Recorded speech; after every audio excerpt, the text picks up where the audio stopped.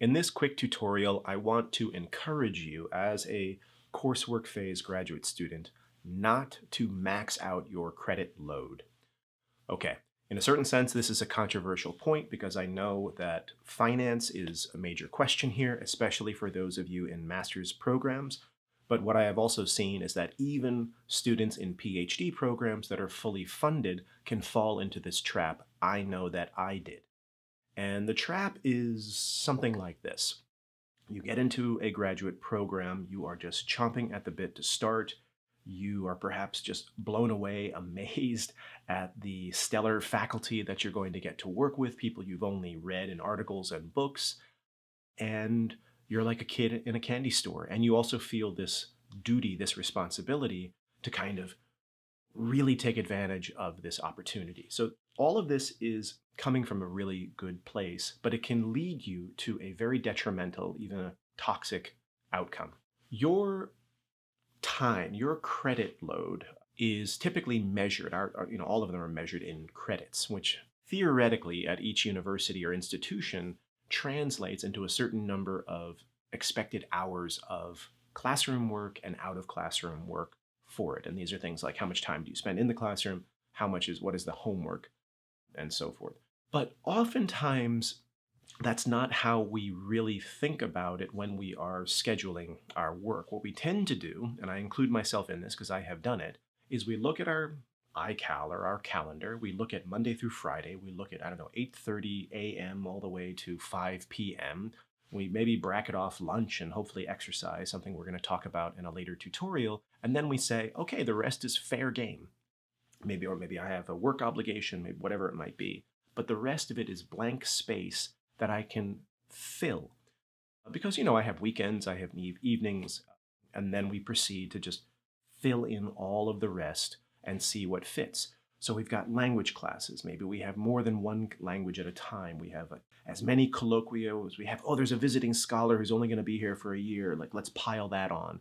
And we go to the buffet table of the course catalog and we come back to our table with stacks of pancakes and, whatever, all there. And we're just ready to feast. Well, here's the problem, is that if we assume for a second that all of your courses are amazing, I mean, the reading list, the discussion, the instructor are all amazing.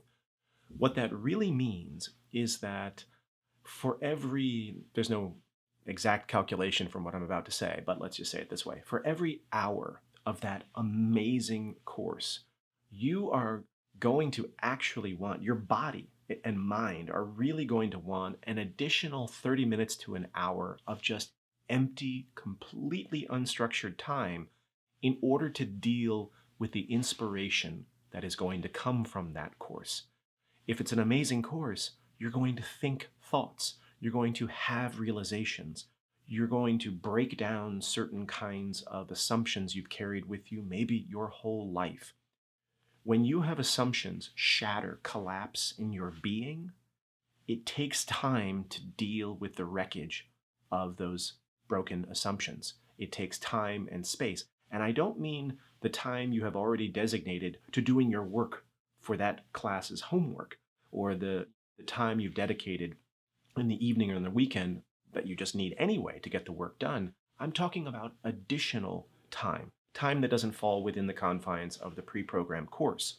So when you max your credit load, and especially when you max your credit load with courses that turn out to be amazing, what you basically create is a condition of profound frustration, because in essence you become a kind of wellspring, an artesian well trapped inside an airtight concrete box. There's nowhere for all of this realization to go. And so it just bottles up, it pents up, because the second you have a realization, you read something that blows your mind, an assumption comes crashing down, you have no time. You have to move on to the next thing because you have packed your schedule so tightly. And then it's like this melancholic feeling of watching it pull away in the rear view mirror as you drive at 70 miles per hour towards your next responsibility. I did this once, and I've seen people do this in grad school, and they end up having the worst quarter or the worst semester of their career. It can lead to burnout, but even worse than that, it can lead to a sense of what is the point of any of this?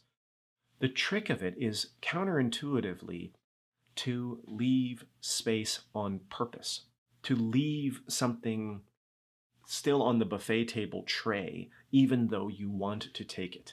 To not take that course with an amazing faculty member with the hopes or maybe the planning out that you'll be able to work with them in the future. The giving up on the opportunity to work with that one visiting scholar who's there for 1 year despite how much you want to take it. When you make tough decisions like that, to leave true emptiness in your schedule, again, not homework time, but true emptiness, that leaves you the space that you need, that your body needs, that every part of you needs to have realizations. And you want to have realizations in graduate school. You need them for your research, you need them for your teaching, you need them to figure out who you are as a scholar, who you are as a person. So I take my advice, don't take my advice, but do keep track of those quarters, those semesters where you have packed everything, to the gills versus left emptiness within your life.